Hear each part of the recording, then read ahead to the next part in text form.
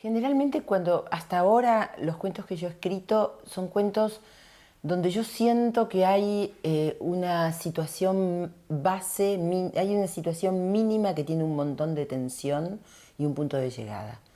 A diferencia de la novela, que es un espacio para relatar tranquilamente una trama, una historia, yo acá veo una situación y un punto de llegada. En este caso, por ejemplo, la situación de dos que fueron marido y mujer, que tienen un hijo en común, que se encuentran porque llenos de bronca, de odio, y el punto de llegada, que no lo quiero decir porque arruinaría el cuento, que es terrible, que es trágico.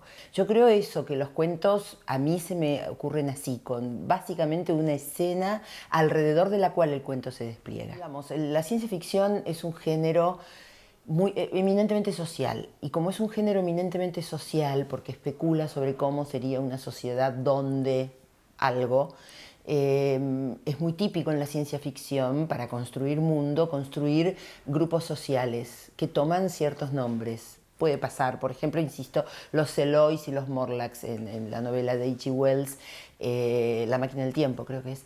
Entonces, yo inventé este grupo, los negrilleros, que es una palabra que tiene resonancias tremendas en Argentina, no existe, pero es una mezcla de negros, que es el modo racista y despectivo en el que hoy se habla de las clases populares, de la gente desposeída en mi país, villeros, que es las villas miserias, los habitantes de esos lugares no urbanizados, a donde se vive porque no hay otro remedio, porque no hay otro lugar donde vivir, y que rodean la ciudad de Buenos Aires y varias zonas enormes, impresionantemente amplias zonas de la periferia de la ciudad, de la periferia bonaerense, y por otra parte guerrilleros, que fueron los demonizados, los guerrilleros de la década del 70, que tomaron las armas para construir el socialismo y bueno, fueron ferozmente derrotados, pero fueron además demonizados. Entonces está como los villeros, los negros están demonizados.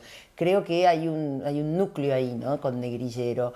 De hecho es interesante, yo escribí este cuento por primera vez porque me pidieron para un manual de la escuela secundaria, para un cuarto o quinto año de la escuela media, me pidieron un cuento de ciencia ficción. Y yo dije, bueno, a mí me encanta que me pidan cuentos por encargo porque me obliga a crear, me obliga a ponerme, y a mí la ciencia ficción me fascina.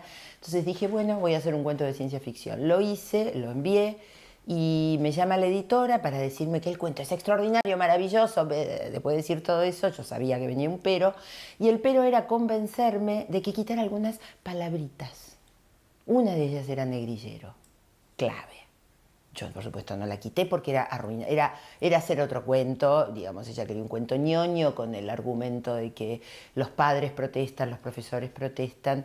Yo creo que eso es una exageración. La paradoja es que ese cuento es el único cuento de todos esos que tiene una publicación en papel, que fue en una revista dominical del diario La Nación.